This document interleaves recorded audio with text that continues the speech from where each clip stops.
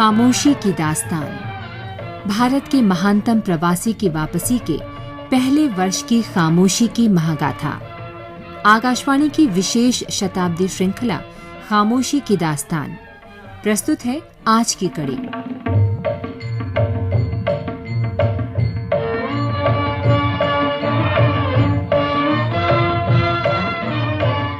आश्रम के संचालन और लोगों से मिलने जुलने के बीच गांधी अब भी लगातार चिट्ठियां लिख रहे थे, लेकिन उनका केंद्रीय विषय बदल गया था।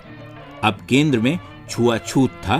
दूदाभाई थे, आश्रम की ताजा तरीन हलचलें थीं जिन्होंने पूरे अहमदाबाद को हिला दिया था। 16 सितंबर को गांधी ने नारनदास को लिखा, तुम बहुत कठिन समय में यहां आ रहे हो, काश तुम पहले पहुंच पाते।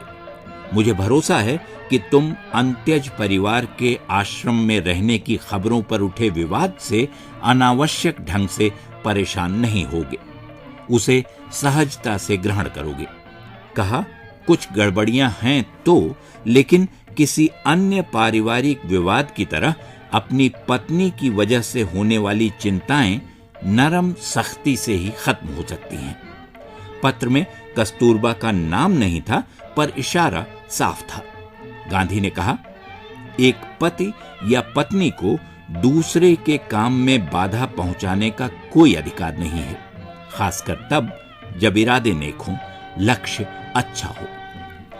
आश्रम की स्थितियों ने गांधी को ऊपरी तौर पर बेचैन कर दिया था, पर वो मानते थे कि हिंदुस्तान में उनका जीवन दरअसल अब शुरू हुआ है।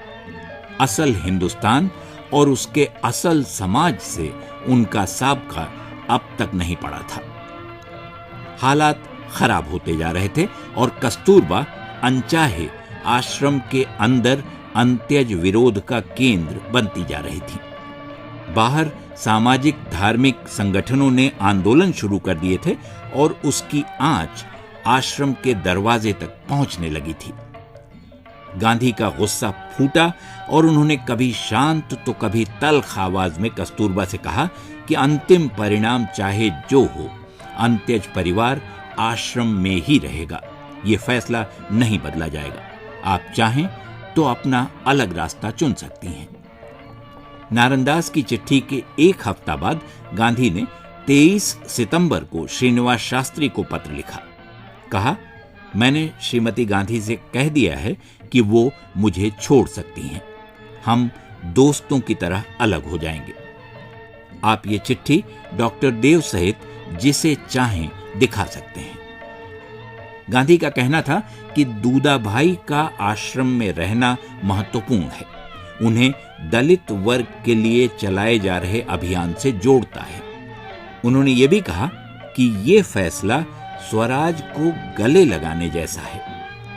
इसी दौरान गांधी ने 2 पत्र मगनलाल को लिखे और उन्हें न भेजने का फैसला किया।